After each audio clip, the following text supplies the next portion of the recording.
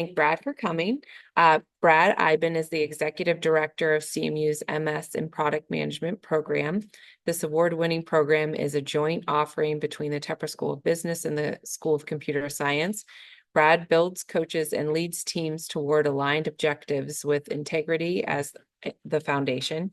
From managing lean projects and product launches with Toyota to training product management students here at CMU, Brad has developed and directed winning teams across the wide variety of industries, technical disciplines, and corporate cultures for 20 plus years. Brad's joy is guiding people to solve the right problem. So I will let you get started. Just make sure. Okay. Thanks, Alex. Hi, everybody. All right. Well, it's good to get some noise out of the room because we're going to start by asking a little bit about you.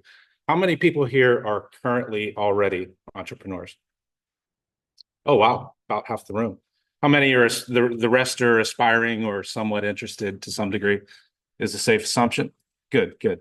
That'll steer our discussion a little bit. And for those online, I'll mostly be looking for cues from the room. We have a pretty full house in here today. I'll try to check chat periodically, but for the most part, we'll be interacting live and in the room, and we'll be going back and forth. So think of this as conversational in the sense that if I go too fast, if I skip something, if there's something you have a question about, don't hesitate to chime in. Make this as interactive as possible. And I recognize that everybody is sacrificing an hour of sunny Pittsburgh weather today to be here. So we'll make it worth your while. And I'm going to start by really the whole theme of this presentation is to let you in on a secret. It's a secret that shouldn't really be a secret, but most people don't realize it. Most people don't practice it, even if they do. That secret is the key to 4 times the revenue growth of your company. Pretty big impact, right? Like this is not a small topic that we'll discuss today. That is that the culture of your company is what drives your growth. It's the single most important thing that you can establish even as a startup. In fact, it's even a bigger impact for startups than that 4x. So there's no question about the importance of company culture today. Now, when we, in the context of talking about startups, what comes to mind when we say startup culture?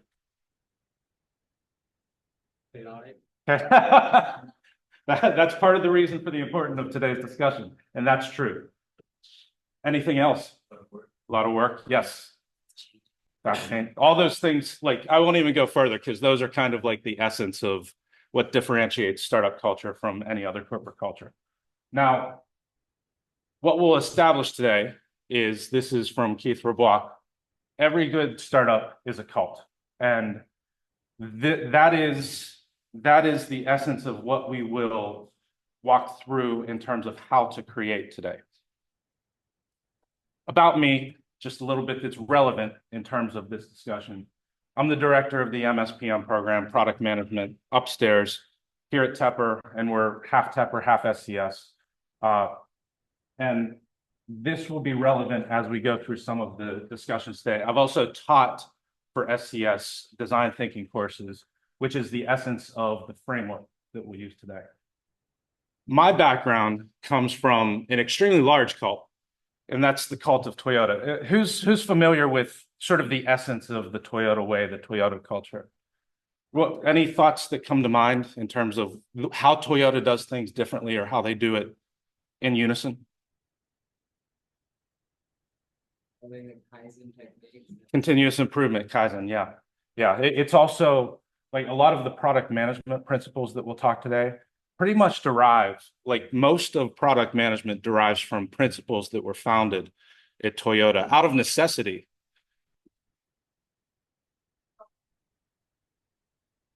Yes.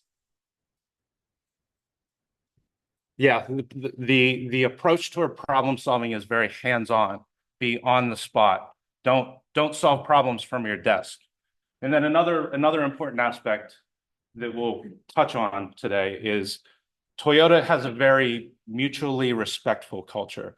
Like, and it's not so easy to get hundreds of thousands of people to act the same way. They've done it over decades and decades. We'll talk about how to establish it from the ground up throughout today's discussion. And the Toyota way, if you're interested in managing a business, this is an excellent resource just in and of itself. The management principles that Toyota uses. It's so influential. Amazon has 160 different books on the topic. This is the main one though, the primary one.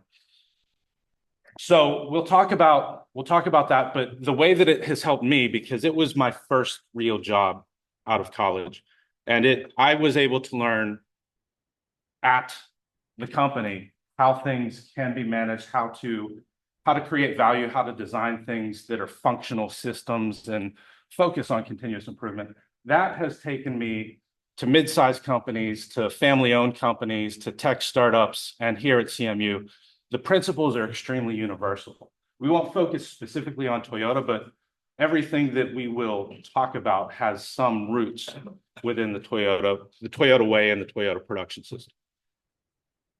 So the agenda for today is we'll talk about why this is important, why culture is important, why design is important, and even in the title of the presentation, designing a product culture, I'll sort of explain what that really means in terms of today's discussion. We'll talk about what is culture? What are we even talking about? What does that mean when we say that? We'll talk about the wrong way to do it, which is more common than any other way. We'll talk about applying design thinking to your own company, your own future company, for those of you that are aspiring. And time permitting, we'll get to an extreme example that I find to be motivational, inspirational, all these things. Sound good? Good. So why this topic? That 4X up front is a pretty big hitter, right? Like this is something that is within your control, but is very often overlooked, especially at startups where everybody's busy running in circles and can't really pay attention to, are we doing things a certain way that are aligned with our values? Like it's easy just to juggle nonstop and to run around and pay no attention to your employees, no attention to your customers, hope that you get the next round of funding, all these things. So it's easily overlooked. It's not given the attention that it warrants in most contexts. With that in mind, this is always a fun part. What constitutes a bad culture? Let's define culture by talking about horror stories. You can use your own examples from past work experience, or you can say, a friend of mine knows someone that. So micromanaging, having found the team there in the trenches with everybody else. Micromanaging. One driven by punishment. Driven by punishment, fear, don't step out of line. Unsustainable. Employees. Okay, backstabbing maybe? Is that okay?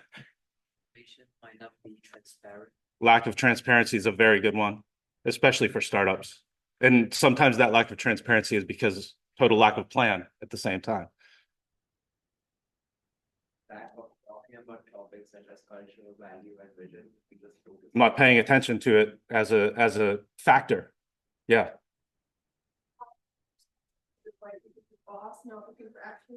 Do what the boss says, right? Lack of feedback. Yeah. And sometimes it's lack of feedback is a symptom of these other things, like just not paying attention to the fact that what your employees need for communication and collaboration. Great. These are all toxic management. Yeah. Intimidation. Yeah. Temper. Yeah. Some of that can be personality driven, and in a startup where there are so few people, especially sometimes the founder can be sort of a tyrant. Yeah. All those are great examples.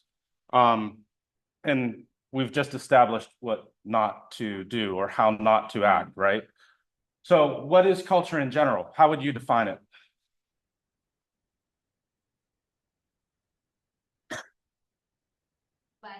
Values, yeah. Values come from the person that has developed it rather than The values mostly from the leaders implemented upon the way of doing things. Yeah. Anything else? It's a set of values and principles created by I would say the overall people of the organization that governs the way work gets done. Yeah, okay, that's good. So that's kind of the way that I think about it. It's the values and the way of doing things that is habitual, right? Like if everybody does things by reflex or does things by habit together, that kind of creates a culture, and that can be backstabbing or that can be collaboration. So it can be all of these things, and that's a good foundation for the rest of the discussion.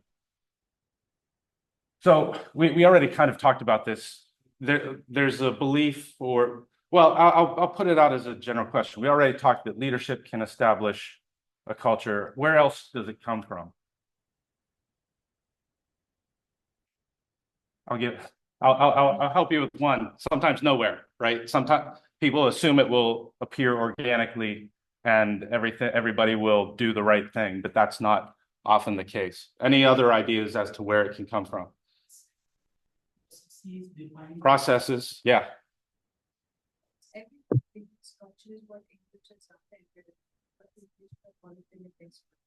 Accumulation of just the general employee base, yeah. Bad habits, easily see in a culture like in a sports team, if you have to run to a 10-meter distance, but you stop at 9 and you run back. You're gonna see a lot of people doing that, and then that might just become a culture of the team. Yeah, kind of like monkey see, monkey do. Yeah. Organizational structure or lack thereof. Any others? I don't know where is culture born, but I know that you can see a company's culture when they encounter some difficulties and How do they react to setbacks or obstacles? That's entirely true, and that's actually Toyota's origin story. Is they didn't have money to build vehicles the traditional way, so they started just in time, and whenever they got an order, they started building. And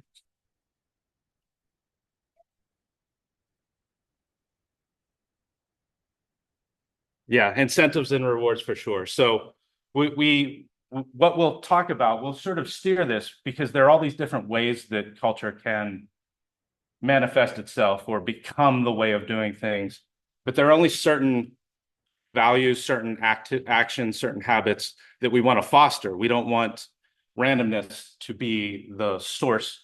And we'll talk about how that can be built with intent by you assuming that you are the leader, you're the founder, you're somebody influential in your company. So this is, I said that we would talk about how not to do it. This, I won't name the company maybe, but this is, how many people have seen like on a poster or somewhere, HR will pass out a list of corporate values that look something like this? How many people has that changed your life and you've dedicated yourself to following these values that were written by some committee? Yeah, that's what I thought. So yeah, this is a lot of words with essentially zero value that doesn't mean anything. I particularly like that integrity and quality are very small blocks up there, and then stakeholder success is a huge one at the bottom. And when you find out which company this is, that'll make perfect sense. So the way not to do it, the way that companies do it by default is they'll take some words, put them on some posters, some mugs, and some t-shirts, pass them out, and okay, these are our values. See you guys later, right? I mean, we've all kind of, everybody who has a work history has seen something that looks like this. For this company, they might want to put it on their product based on their recent corporate culture. I won't say any more about that, but if you know, you know. That's an excellent example of how not to drive culture, cutting corners, disregarding quality, all these things, and they're paying the price for it right now. So how might we avoid it? In the context of this discussion, in the context of product management discussions, which in the discussion today and in real life, entrepreneurship and product management are very similar in terms of who you have to take care of. So you have your customers, obviously, you have to take care of them. How many people have worked at companies that say our customer is number one, our customer is the top priority, we do anything for the customer? Now, how many people was that true for?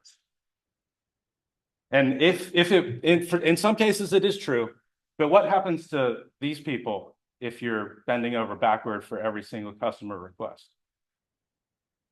You got to take care of all of these, and it's a balance, and it's not an easy balance because none of these can be left to fend for themselves, or else you'll abuse your team in an effort to satisfy your customers or your shareholders. And we get back to the idea that culture or bad culture is unsustainable, and you lose people, you lose all your progress, you lose your knowledge. So the idea that any one of these can be the single stakeholder that you take care of is foolish in a long-term sense. It's not sustainable over time. So this is kind of where you sit in relation to these, and the arrows indicate the needs that these major stakeholders have from you. You have needs from your customer, you have needs from your team, you have needs from your shareholders. All of them are important, and it's your unenviable job to juggle them all. And it can feel very much like, oh, the video didn't work. Oh, you have to take my word for it. That's a juggler setting his friend on fire. But the metaphor applies.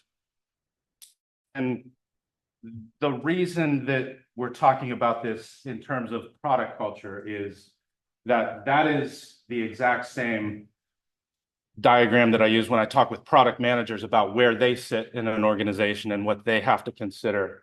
And product culture, as I'll define it today, is empowering your team to solve the right problem. And the right problem is key in this context.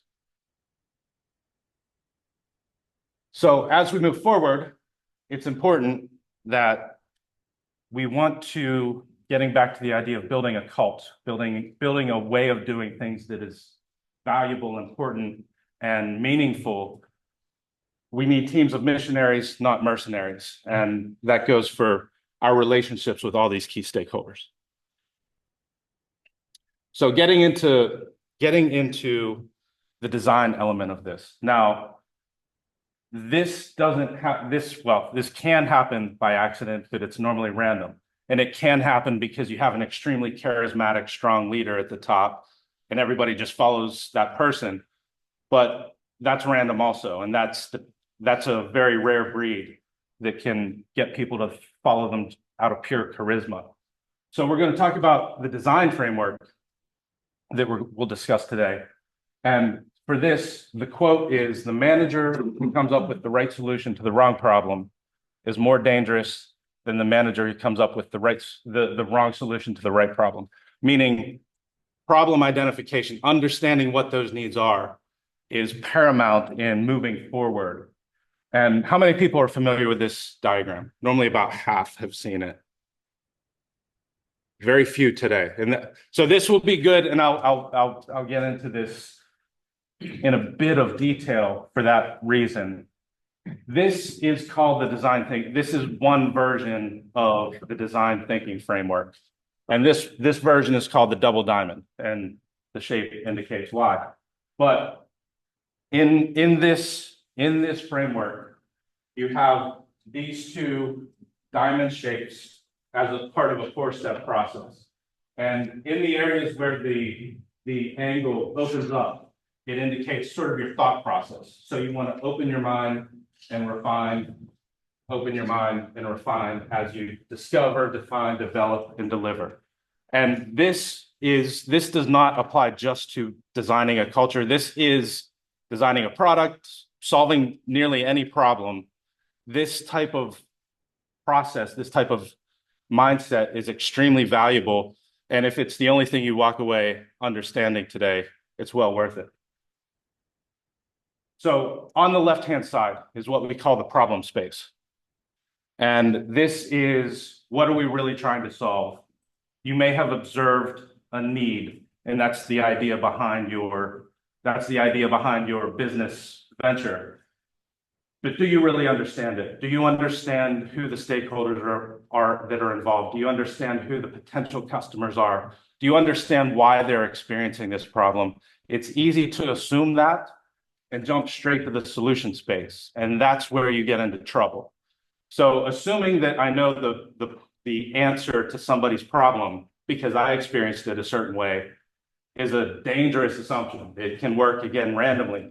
But the idea that in this process, we start with basically a hypothesis. I bet some customer base needs something that I can deliver for them or solve for them, and move forward across multiple steps that we'll go through.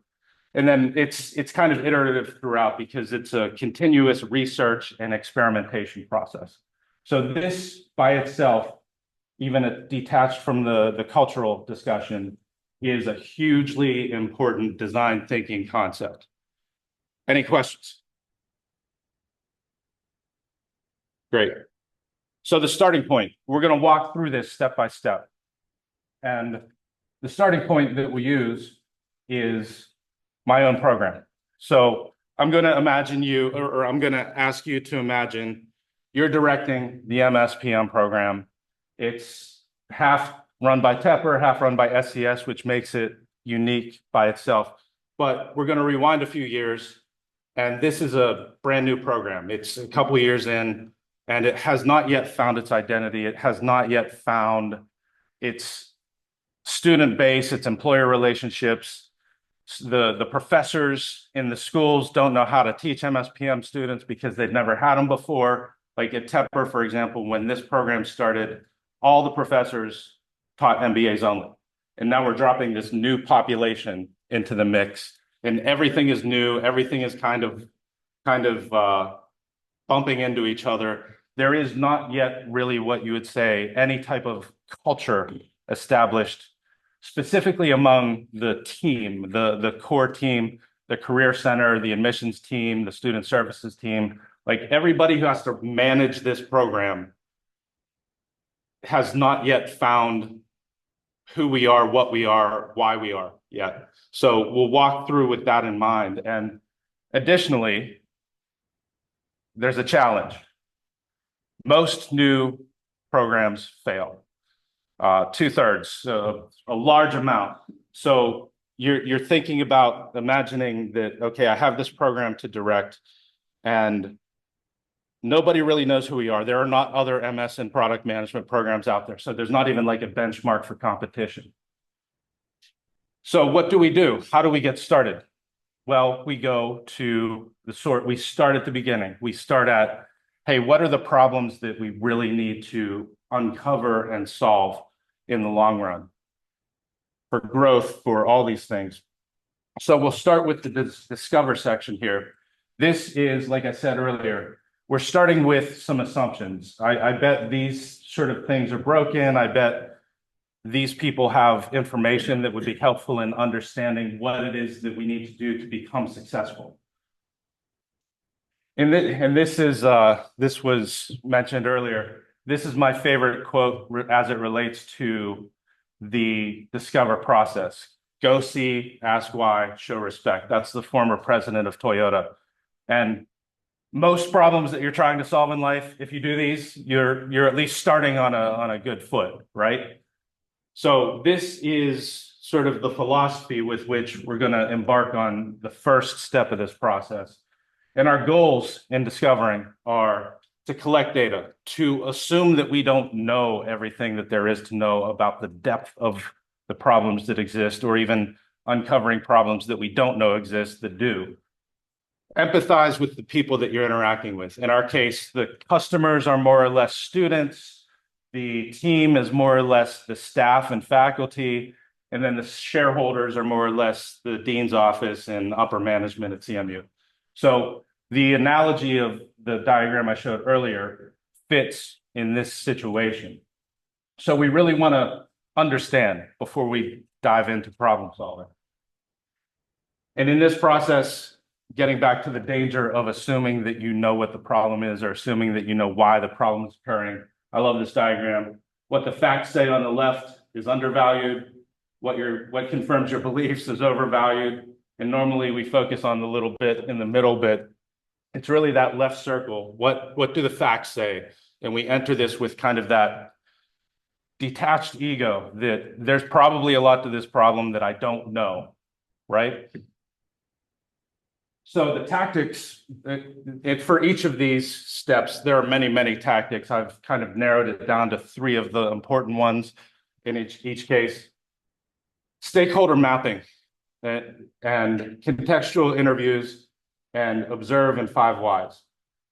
And stakeholder mapping, in my case, I mean, this is not an entirely theoretical scenario. In my case, this was exactly the first thing that I identified as necessary to do.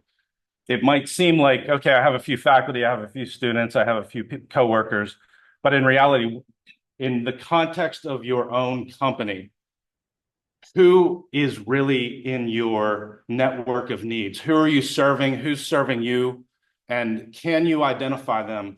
Like going through this step seems maybe academic, but it forces you to really think about the relationships that you need to maintain that might not be obvious on a day-to-day basis, and even how you exchange value and how they connect to each other. So this is a real thing. It's still on the back wall of my office, but it was in everyone who saw it when I built it thought I was crazy, and maybe they're right, but it really helps you to organize who is important in this ecosystem and how am I interacting with each of them, and am I serving their needs and vice versa. So understanding who's even in this equation is a huge first step. Not always first, but for me, it's first. Contextual interviews. Does anyone know what I mean when I say contextual interviews? So I like to specify that as much as possible. Contextual it's the go and see part. So if you are trying to understand the challenges, let's say you have a sales manager and he or she goes on sales calls frequently, but they have a lot of frustration with their job. They come back and say, they try to explain to you what they're frustrated by, but you won't really grasp it unless you join them on a sales call. Or if you have somebody experimenting in a lab and they run into problems or they say this isn't right, if you go alongside and go with them and understand, okay, what's the scenario in the lab itself? Like you're going to understand so much more about their experience than just discussing it or asking about it. So being on site in any situation where you can you're going to be using all your senses to gather information, and you're going to see and hear things that you would not otherwise just in a verbal discussion. Does that make sense? And during interviews, the hardest part to swallow, or the most counterintuitive part of this, is if you have a coworker or an employee or a customer who's frustrated, that's actually great, because now you see the smoke rising up from the fire of the problem below. If they say everything's fine or I'll just work around, that's not as good as like, oh, this step in the experience actually frustrates you and you want to quit or you want to buy somebody else's product.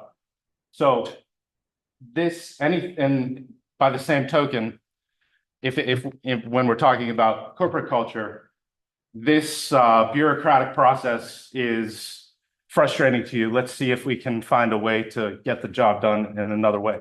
Like frustration during your interviews is like the thing you want to latch onto and dig into. With that in mind, it's also a leap of faith, because it hurts to get negative feedback. We want to sort of bury our head in the sand and pretend that everything's great and sort of move along. It's your problem, not mine. But that's not the reality, especially if you're trying to really build a foundational culture.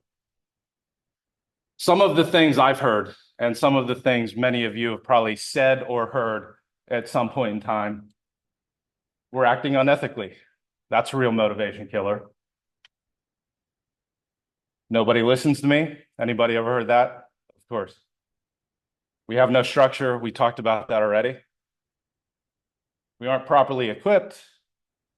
I'm just a name and a number. Too much bureaucracy. I feel unsafe. We just do what the boss says. We discuss that. Our customers are underserved, and we've always done it this way. All-time favorite.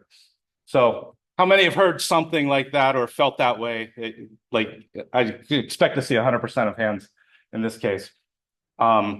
This gets back to the idea of negative culture. This is not what you want your employees saying when you turn your back.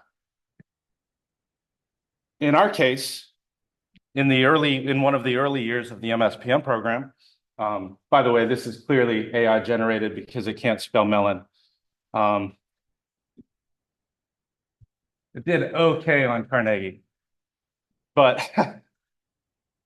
one of the key quotes. So when I started in this role of directing the program, I went out and I did the contextual interview. I went and I ate with students. I sat down with students as they're hanging out and just BSing and talking about their experience and telling me, because I'm actively looking for it at this time, they're telling me things that they wish the program were in the early years that were lacking, or things that the MBAs had better than the MSPMs because they were neighbors and they could see how the programs, the features of the programs and just the general operation. I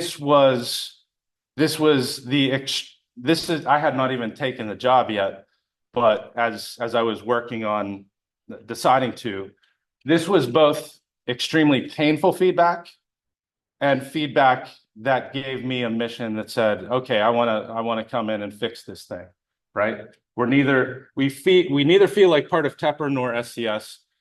That's like a fundamental cultural problem that if you can attack it, you can revolutionize everything. It's also difficult because what does feel like mean? What does that really, what contributes to feeling like we're not part of Tepper? So that was kind of the compelling mission that my team and I had to conquer, basically, in order to grow the program, bring life into it. And that was the result of this exploration, because otherwise I don't even know there's a problem. It's just another school year and everybody's just coming and going. 5 whys. This is another incredibly important problem-solving technique. And this is another Toyota thing, but anybody familiar with 5 whys? Can you comfortable explaining? Yeah. So basically, whenever meeting a question, ask the first why, and then after to the answer of the first why, ask again, why is that, and then consecutively. Yeah. It's so I observe a problem and I ask why to try to get closer to the root cause of that problem. And the idea is, if you ask, it's theoretical, but the idea is if you ask why 5 times, you've probably gotten to the bottom of why that problem exists in the first place. So we neither feel like part of Tepper nor SCS. We're excluded from the other program. Why? We're excluded from the other program's features. Why? Because the administrative systems are not set up for non-traditional programs. Why? The assumption that there was an assumption that MSPM needs are the same as MBA needs. And we'll discuss how this discovery process revealed that's not the case. And then why messaging and buy-in for the vision of the program from the beginning wasn't clear, which is the root of all the problems. So we've started to dig in to what needs to be solved in order to establish a culture that's healthy for the team members, healthy for the customers, and healthy for the stakeholders. Now we're into the define stage. And in this define stage, it converges, right? So we're not entering this open-minded anymore. We're actually trying to refine and sort ideas and prioritize things that we found during the first stage. So in this case, in this stage, we're gonna as the name implies, we're going to define, we have all this data, we have all these notes from interviews, we have observations. Now we're going to compile them and we're going to research what is important among them, and we're going to prioritize. So the tactics here, some of the more effective tactics here are affinity diagramming, decision matrices, and Mad Libs. And this, most of you, given your design thinking backgrounds, will not yet be familiar with affinity diagrams. And this is one that could be its own workshop. Affinity diagrams are that important. What the idea behind affinity diagrams is let's say I interviewed 20 people and I took notes of each of the obstacles, pain points, frustrations, and I took them, put one on a Post-it note each and threw them up on the wall. So now I have maybe 100 data points, qualitative data points on the wall. And what do I do with it? So now I start sorting to say, like, these are common themes. And that's what these, eventually all these yellow Post-its would be the discrete individual data points. And I'm going to sort them into categories. Like, this is a student experience problem. This is a career outcome problem. Sort them and organize them to find trends and define categories as part of the setup for the execution plan. And then Mad Libs, this might age me, but Mad Libs are basically, in this case, a point of view statement. And this is sort of a distillation of the information that you found. And this applies to your product or service that you're running at your startup too. It's, if you can simplify who your customer is, what their unmet need is, and what their goal what their end goal to accomplish is, you really understand them well and you can simplify their needs. And this creates a very clear mission for your product, for your team, for your service. If you can't, like, if you could not fill this statement out for who's your customer, can you even identify or segment who your customer is, then you have more work to do because it's still very unclear, or you have some experimentation to do. And distilling it in this way helps bring about clarity of what you really want to accomplish as you're in this sorting phase of the design process. And as you're sorting things, priority is important. You might have 1,000 things to do, but 5 of them are much more important than the other 995. Very often what you might see, especially in a cultural sense, is that there's one thing jumps to the top of the priority list because it's foundational and it kind of creates all the other problems. And that's it. It's fortunate if you can identify that, because now you really know what to focus on. But prioritization is the sort of the final step of this stage before you move into action and move into the solution space. So we're back here. We have a sense at this point of what the problems are, which problems are most common, which are most severe, which problems lead to other problems. And we've gone through the problem space in a way that we now understand what needs to be done. And the reason this applies to culture is not every company, not every business has the same cultural needs. To assume that my personality is the culture that this company needs is a false assumption or a dangerous assumption, because it's really a matter of establishing, okay, we're going to design this culture to fit the needs of our stakeholders and to solve the problems that they have. In the case of getting back to the example of the MSPM program, in the case of the shareholders, what they revealed during the discovery process was they want to see what the differentiation of this PM program is compared to other programs. What's the difference between an MSPM and an MBA? And how do we clarify that? Because everybody's confused right now. And that leads to positioning. And that leads to, okay, we need to create a vision. We need to create a portfolio where MBA already exists, MSPM is growing. How are we going to message that internally and externally? That was the result of where they were frustrated, they were confused. And then for the customers, I already mentioned they have that lack of sense of belonging. That feeling does not exist. And really, they have an MSPM student has different goals than another student at Tepper or at SCS. So we need to identify specifically and articulate what those goals are so that we can align the team to move in that direction.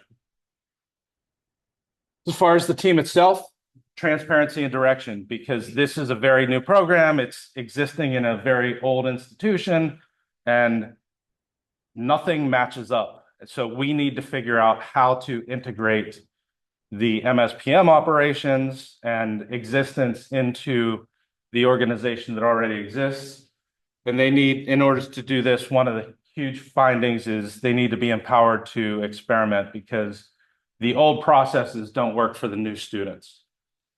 So this is what we walk away from discovery with, is not a plan just yet, but the foundation of a plan. Now we're moving into the solution space, develop. And we're expanding our mind again, sort of in the mindset that any idea is a good idea. And a good quote to remember as it relates to prototyping and toward experimentation is the best way to have a good idea is to have a lot of ideas. That is for perfectionists, for engineers, for technical people. That can be a tough hurdle to climb. So you have to train yourself. I'm speaking for myself here, but for more creative people, that's just a way of life. But it's trainable. Trust me, if you're one of the more technically minded or technically oriented. So in the development phase, you see that we're using divergent thinking. That's the indication of the opening up of the diamond. Our goals here are to research, ideate, and experiment. Our tactics, this is really the prototyping stage, and this is the stage of dreaming big, really. And I'll talk about the how might we exercise. Since this is a cultural focused initiative, culturally focused effort, there's some things that can be researched that are just basic human cultural needs. Like this is a great resource if you haven't encountered it. Daniel Pink has a book called Drive, in which he explains that the 3 motivators for people in the workplace are autonomy, mastery, and purpose. And that kind of makes sense. People want to have some control over their destiny. People want to get better at things as they're going through it. And they want to know that there's a reason that they're working on what they're working on. And you can allow them to move in that direction or encourage them to move in that direction as a founder, as somebody who's directing them, leading them. Also, and this gets back to the idea that there might be one problem or one thing at the root of all your other problems. This is a great book, The Power of Habit by Charles Duhigg. In it, he says, and he talks about what he calls anchor habits. And anchor habits are like the one habit that everybody rallies around that gives birth to all the other cultural habits. So anchor habits are like keystones in an arch. They hold everything else in place. Once you change an anchor habit, everything else dips along with it.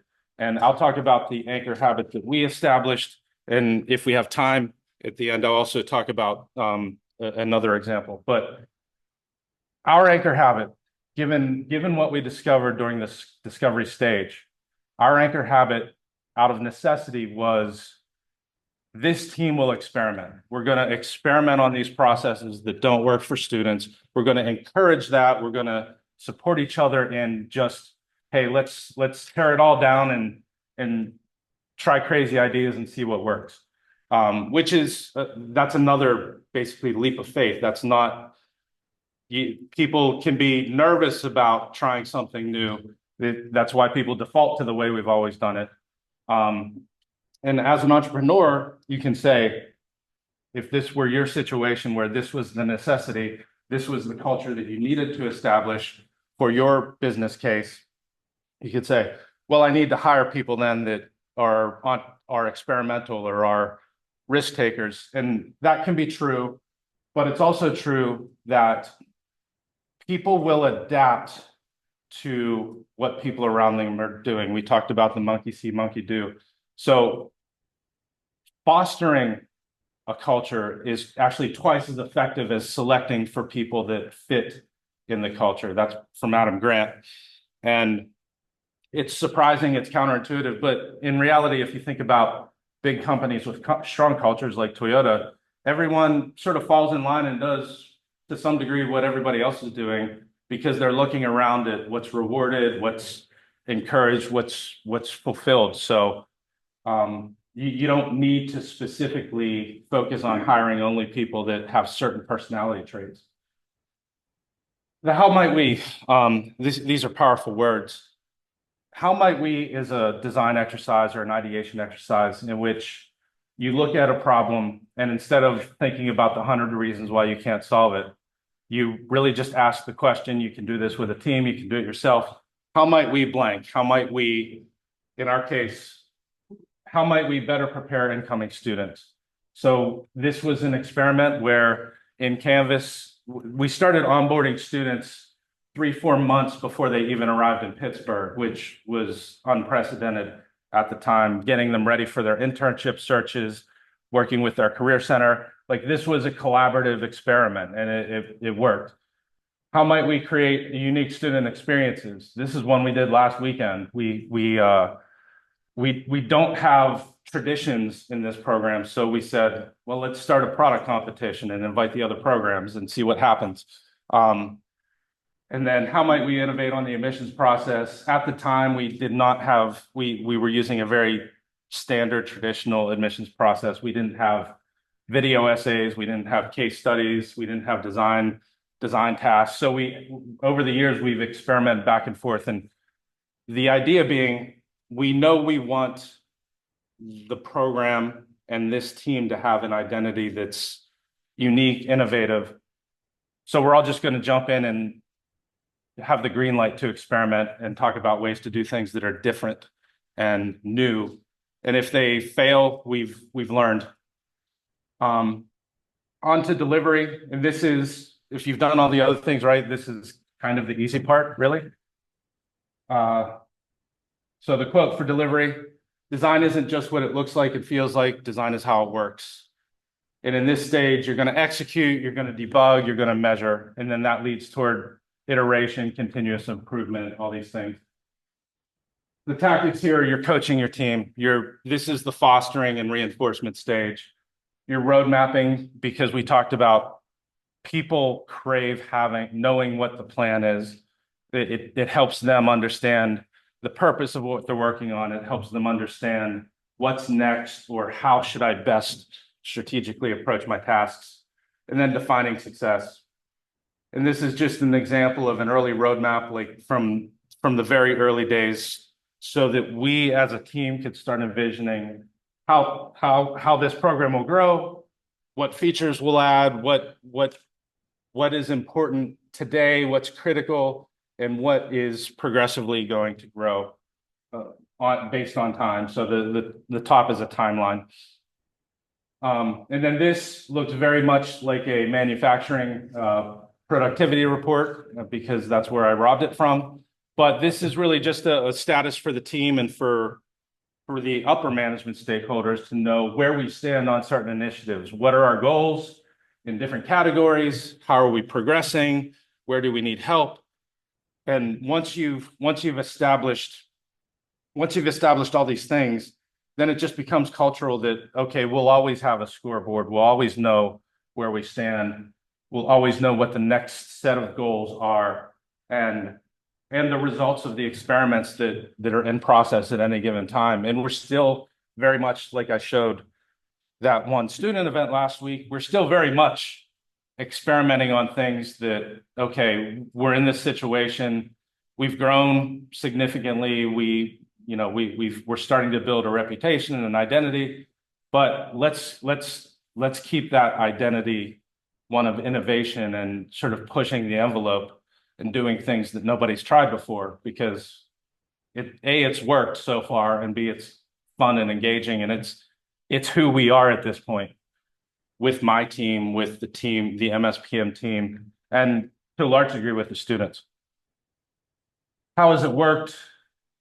3 years later, the last survey we did, we got a 9 out of 10. Would you recommend MSPM to another person?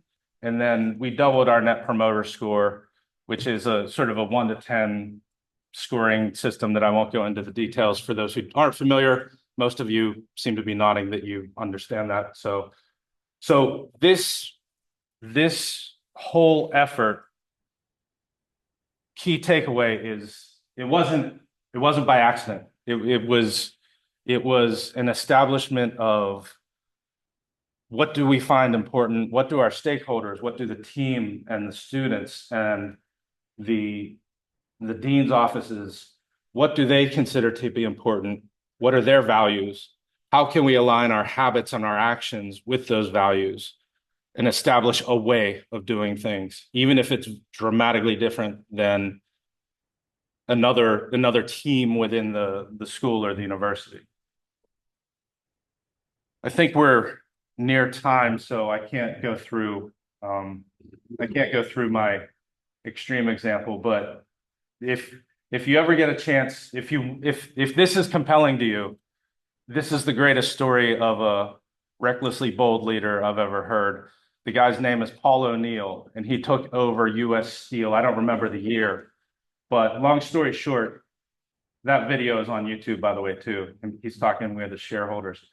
Long story short, Paul O'Neill decided that at US Steel, when he took over as CEO, he was going to make safety the #1 priority, which was wildly crazy and controversial, and no one thought he could do it, and no one thought it made sense. But in his time there, he had 5 times the net income and got it to a $27 billion market cap. Like, this guy, I highly recommend checking this video out. Paul O'Neill, US Steel, safety, and you'll find it. But the boldness with which he stuck with his conviction that safety is the problem that divides the blue collar workers and the white collar workers, and them not being able to work together is at the root of every other problem. So he just said, we're doing it, and everybody doubted him, but he made it happen. And I'd love to go through the whole story, but looks like we got 2 minutes left. That said, any questions?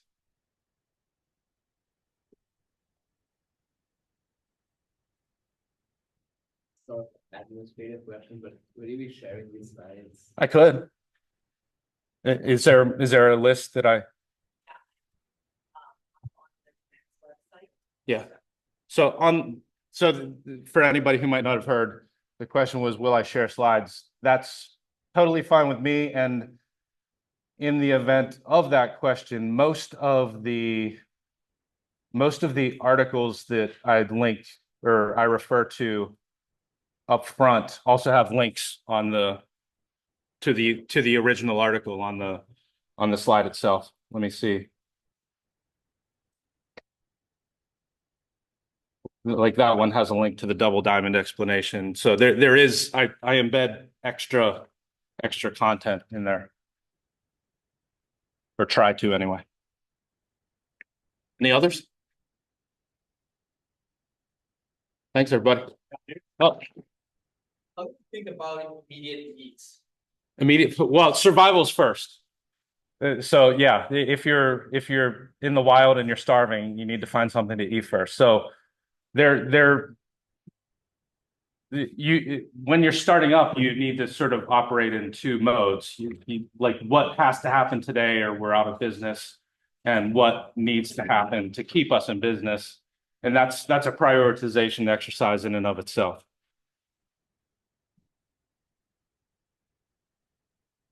In my opinion, that the job of the product manager kind of like overlap the jobs of the CEO, right? Yeah, Yeah, so I'm just wondering that for a startup, when should a startup started to hire a product manager and then, or is it necessary for the CEO to learn all of the product manager? oh, that's a great question. The short answer is everything is case by case, but as CEO or as founder, you need to consider where your time is going. So is my time going toward managing the team and finding out what the customers need when I really should be trying to get new investment? Or is my it's kind of like when that function grows to a large enough extent that you can delegate it to somebody so you can focus on other things. But that's a lot of my students become either interns for startups or we do capstone projects with startups. And it's always interesting because the founder is a founder. The founder might be an inventor, had some idea, and then a PM intern comes in for a summer and they establish all these new processes that the founder didn't even know to ask, but they needed that help, right? So it's a tricky balance to know when I can, and founders typically want to hold their strategic operations to themselves for as long as possible. But I would say that when that link between a customer and the business needs becomes well enough established that the founder should be doing other things, that's probably the time. Do you find that these tactics equally apply to fully remote teams and or fractional workers? Short answer is yes, because everything I just showed is universal. Like it's not even just a cultural thing. It's if you're designing a table, it's the same universal sort of kind of first principles problem solving. I would say that remote teams, you might even need to put more effort into it because it's easy to be out of sight, out of mind. Some things become a little more difficult, but you lose that human connection. And like if I have a team member that is walking down the hall one day and they sort of slumped over and look like the world has them down, I can at least ask about how they're feeling about what we're working on. But in a remote team, you lose that extra sense. So it might even be more necessary to solicit feedback and take the temperature of those. Remote teams are tough to do right. And that's my whole world. Yeah, it's difficult. And it's remote and fractional. Yeah. So not even working with. Yeah. Yeah. But yeah, I mean, it's the same reason why salespeople go on sales calls. They could just as well talk to a customer on Zoom, but there's just something about, even if you have to travel to go meet with a prospective customer, there's just something about that relationship that being there affords you additional insights that you wouldn't get otherwise.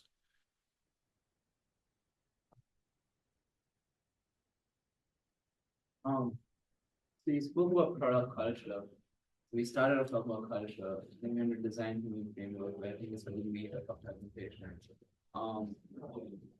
Is product culture the combination of good culture with design? Well, in my definition, product culture is balancing those three major stakeholders. Okay.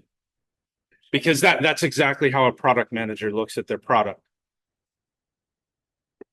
But it's also like the design thinking, like approaching it in a way that is intentional and procedural. Yeah. So culture takes into account those three Yeah. entities and the way you keep that balance. Yeah. Like if you were going to say it's a sales culture, you might only focus on the customers, right? Like, Okay. On the sales moment, if it's a sales culture, wouldn't you also focus on the sales team? maybe. In my experience, Yeah. it should be that way, but it's. Yeah, they're probably the most egregious example. yeah, we have theory and we have practice. Thanks, everybody.